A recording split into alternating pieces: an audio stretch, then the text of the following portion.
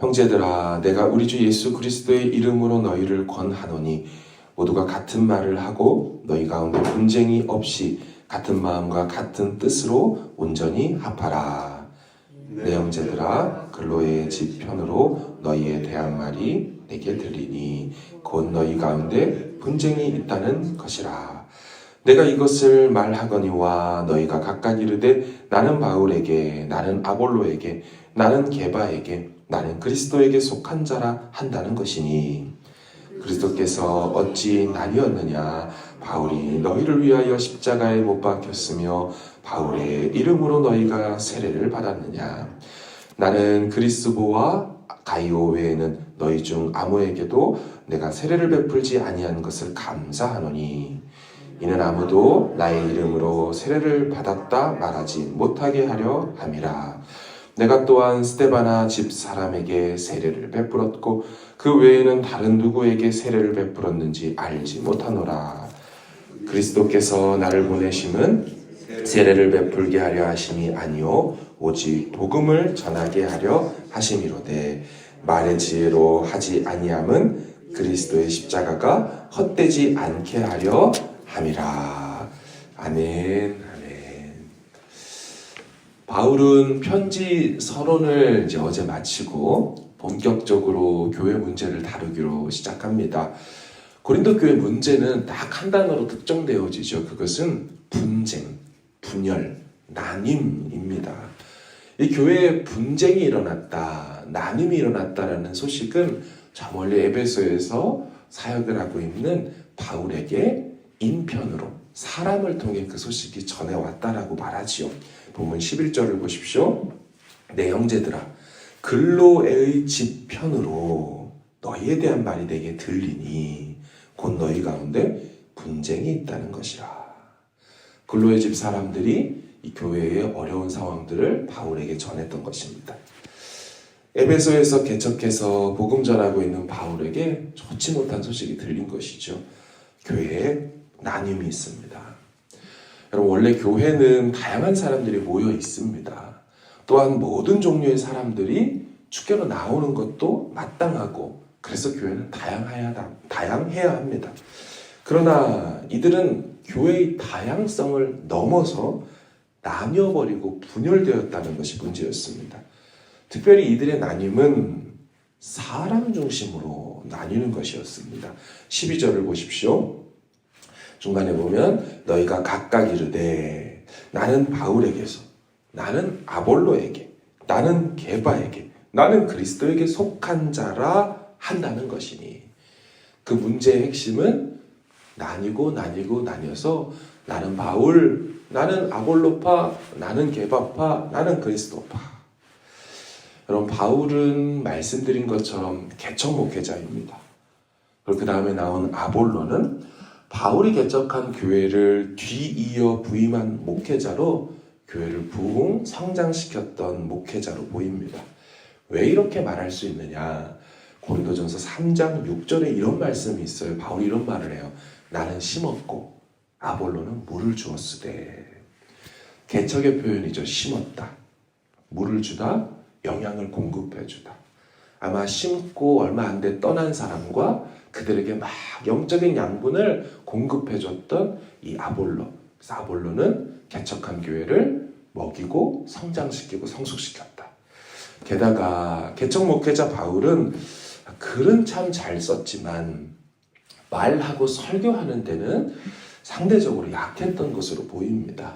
이전에 같이 나눴던 것처럼 네 번째 서신인 고린도 후서 10장 10절에 보면 이런 말들을 고린도 교회 성도들이 했지요. 그들의 말이 바울 편지에는 무게가 있고 힘이 있으나 그가 몸으로 대할 때는 약하고 그 말도 시원하지 않다 하니. 고린도 교회 성도들이 한다는 말이 설교가 별로예요, 이런 말을 했다는 거예요.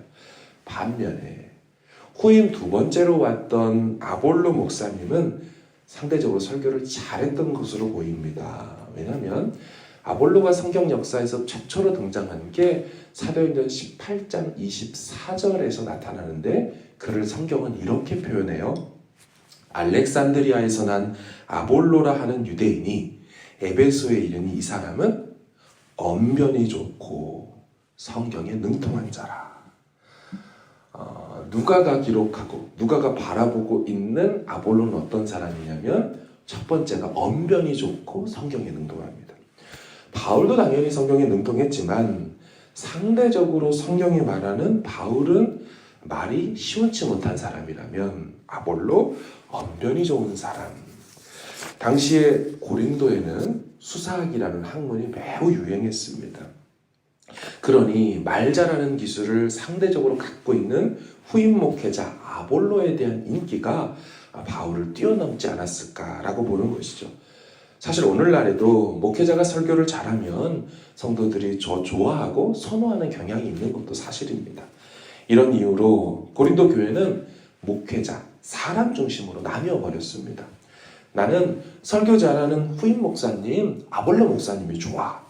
무슨 소리야? 바울 목사님이 우리 교회를 위해 얼마나 수고하셨는데 개척 목사님이 최고지.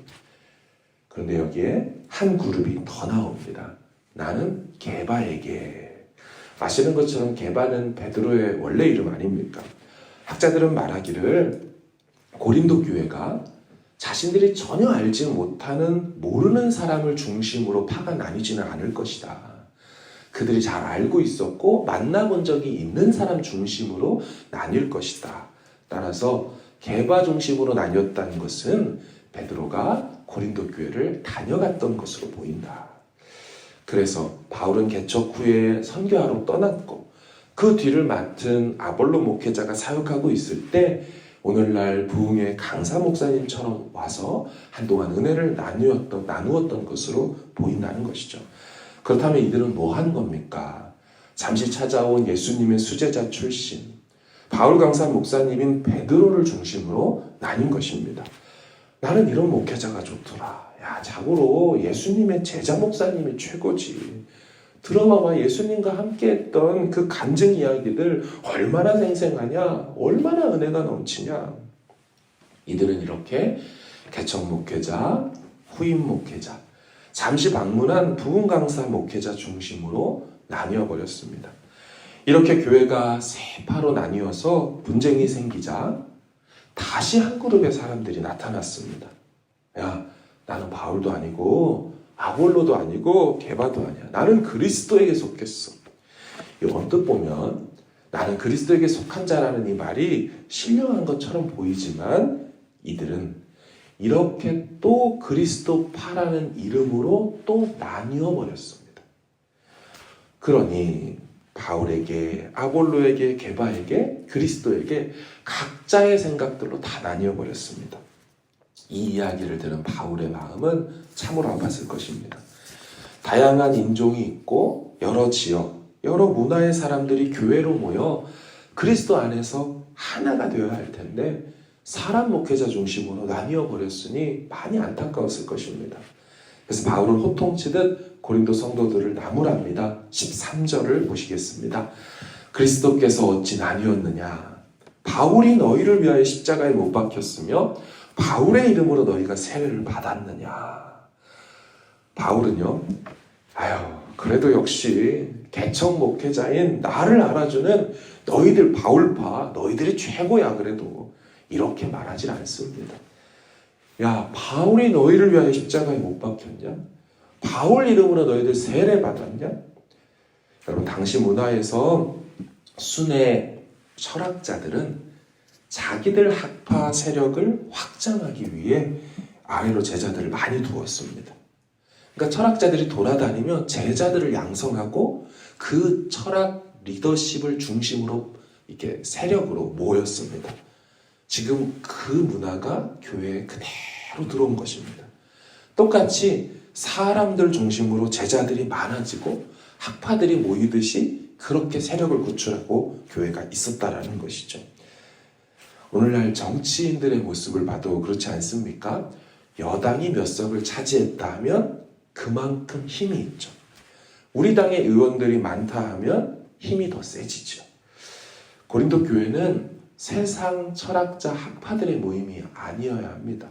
고린도 교회는 세상 정치인들 모임도 되어서는 안 됩니다.